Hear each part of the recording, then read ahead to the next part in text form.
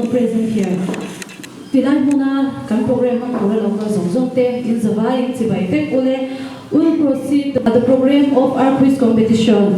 For the first instance, we'll call on Reverend T.C. Soma to have Bible reading and prayer, and then will be followed by solo from the Bilal and Swali classes. Tuna chang program te kan lau chan don to anga masaberi kan hunte Pathian te na chan namin ne isang turin Reverend T.C. Soma Hnahthial South Pastor Piat Ibaw Soma. Le ivoin sanua tiang ang program isia school te na sa itha le mai katia masaberina zawain cibai kabuk sewa jektir tu te le chanchin bumi te le sombik te zomzom le no pang te in uniform tim and here in school standard chu tiat mai aro kui le ani Psalm number sa som pakat chang som ma chuan lalpa ti chu fin na bul ani chu tiang ati piang ta chuan siat thiam na tha an nei tia in chu fin te bung khat chang saria khat lalpa ti fin na bul ani ati boka tin bung kwa chang som ma khat chu tiang thau chuan Pathian ti lalpa ti hi fin na bul ani ti kan mule Pathian dia nak hun te lari trong trai nga chuan ka hun to pa lalpa kan Pathian du tak bin mai tu ye voina hian isia school zirtir tu te na no pang te theih na ida ho chuak tu rin no pang te fin na le mal som na te pu ru hai chua sak tu rin ini kita sirnan baik bang mai ba ka competition te an han buat sai sakai na tiang lim te pian hei sikul lama kun eng mo chen an kal ton nui voina hian a final na elai muna hian lo buat sai ta ni chuan man tui tur chuan nei khota nga zirlai pol suai tu te ayam je lam te yendo le pa te rem chang le thei oman siat ten an soma voina hian ti jong himin chuai oma kan lawm le ani voina hian no pang te tan te kan tlai saka dinan sikul tan po kan tlai saka din zirtir tu zong te le lalpa an principal te po kan tlai sak le no pang te ne sikuli duam ti taka lekha an zir namun thiam na fin nan mu chuan namun lo ni fo sela din do le pa te poi sa choi na sikul thazong in ngai tu che chong sang an se na he sikul in an pa te kal na no le pa te mamo chan na ni zel thei tur poi nangin tan pui la din zir tir tu te poi na le pa no pang te ta na an thei na na sale zual pe chuak zel thei tur in an thiam na te fin na te du sak ta ka lam tu ni zel thei tur in zir tir tu zong te po hi i khara vin tuai la om pen se kan ti voinan competition tu an thil ti tur zong ti lalpa nangin tan puina siat na le fin na te nangin ti pun sakla he program hi zalen tak le nuam taka lok taka kan man thei na tu ra e tan puina lalpa Isu Krista mingin kan dile Zai Turin class 6 Zirlai the Bilal and Swali Ibaw Soma.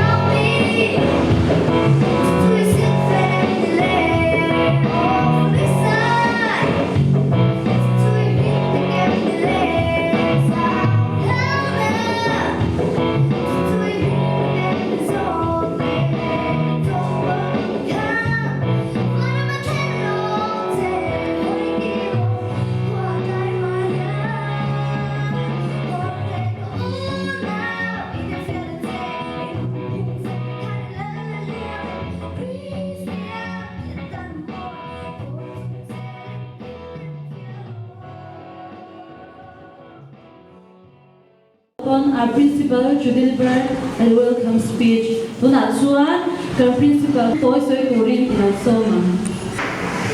Very pleasant afternoon to one and all present here today. First of all, I would like to welcome you all in this prestigious event, our quiz competition. I'm glad to welcome our respected chief guest, but who has not arrived yet because of some urgent kind of work. Our quiz master, Dr. Van District Hospital, Hnahthial. Welcome, sir.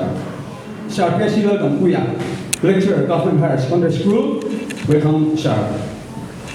I would also like to welcome our invitees from NJA, MSU, and the parents, and our fellow participants. Without them, no competition would be possible.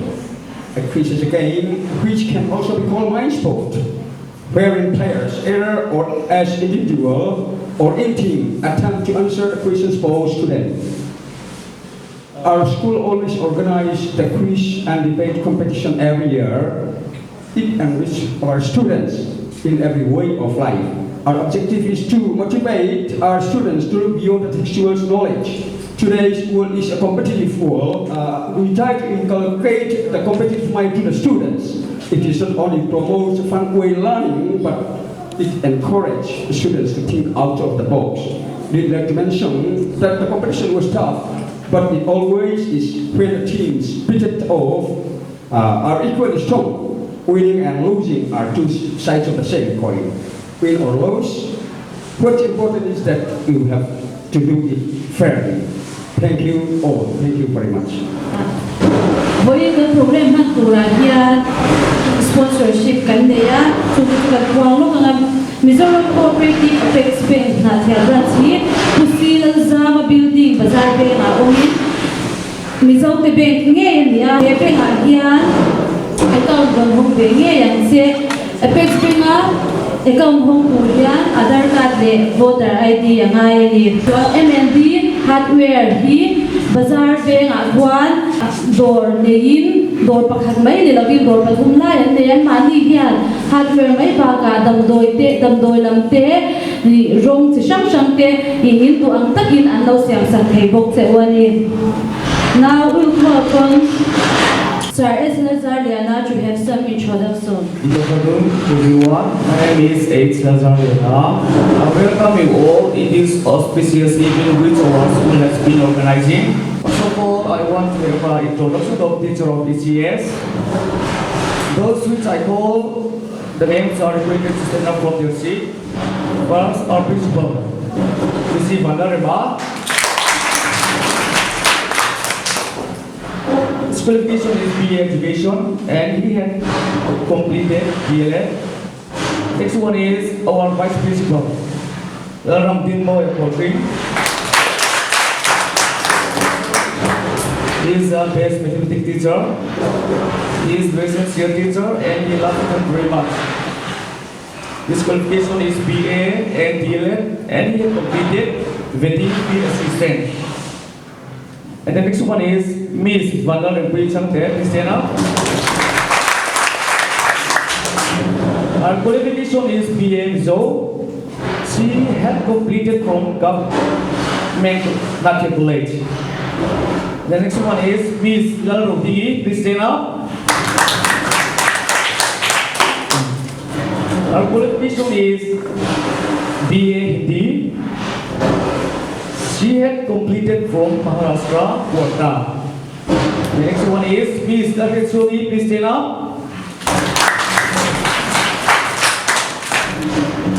Her qualification is class 12 science. She is the best teacher in fine class. The next one is UCH lawm. Please stand up. She had completed BA from Shillong this year and joined us recently. And the next one is our assistant teacher, Hntl.PhotoGraphix. Please stand up. He had completed management from Goa. And lastly, I am Mr. Zarah. I have completed PhD after class 12. Now let me say Zawh for better we understanding together. Ole, hey, live Puvela.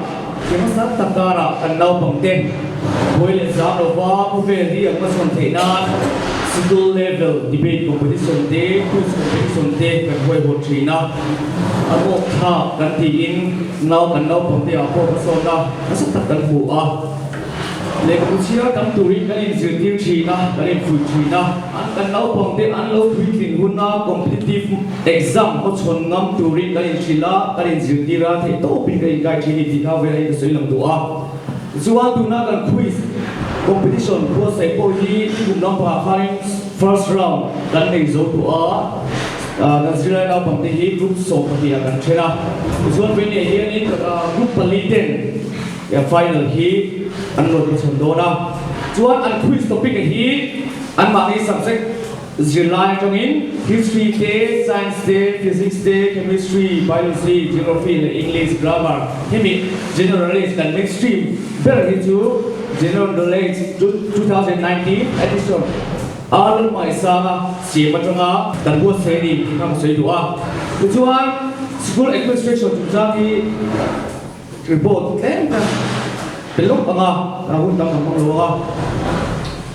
Tuhan kan session cantik nampak kani, kan sekolah here ni kan besi lule kan bimpak lalu ini harus ada kan pasal venau, nawa, amai tu kan harus ada kan pasal itu ini dijatuh dan kan mana itu kan ini fiah ini cerita nampang teh, tujuan itu kan yang Pathian suara le Pathian ompuina, takin kan cangin kan siapa, ini here ni Pathian ni napo lawm Abi takin kasih doa.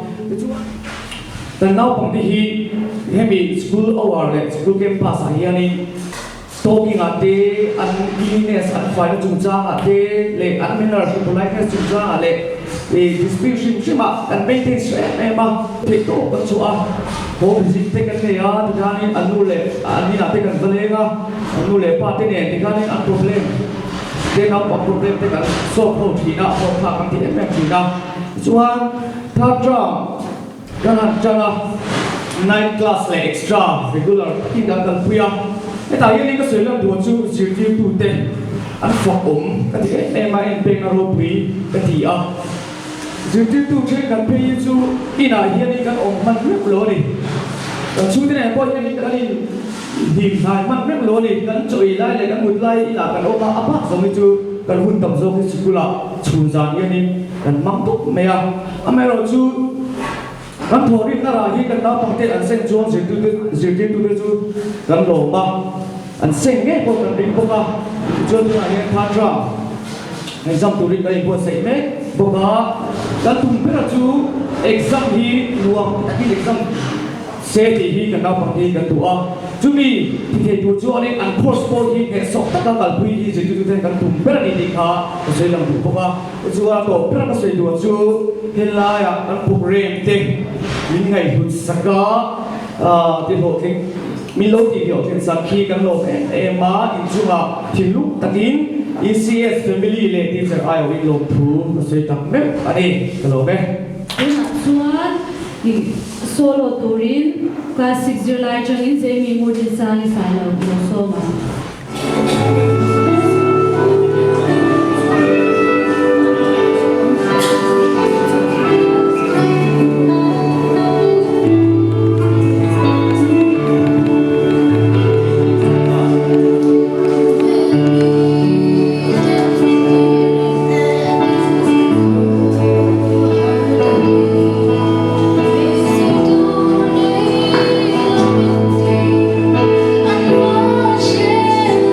Watching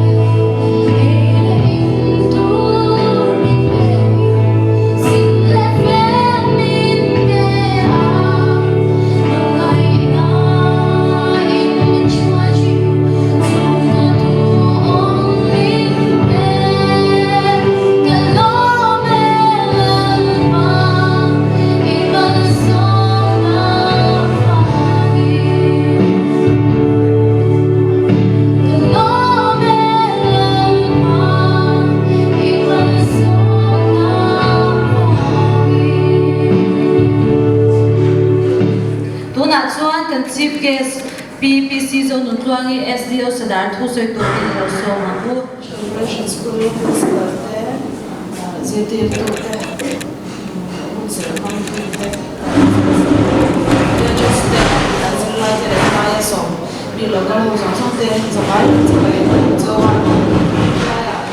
so ba na di ma sai lawm so so ya quiz competition hi til poi mo ta ni ya ni tina school classroom ma kan zunai te ba ka curricular activity zina poi mo tak sports te coordination na ya zina khani quiz competition hi poi mo ma ga sha da quiz competition a so ani hun bi ne in chan na te page ni ya bang takin chan na pe ma china in line ko ka kan tum se in field da ko shat na ka ne a chu chu ni shat na ni to shat cha na ne nga ya asap to in thirst for knowledge shat na ka shat na ha ni de du ha na ne nga ni shat na ni til ti ti nga ni shi na knowledge is power in the life one of the family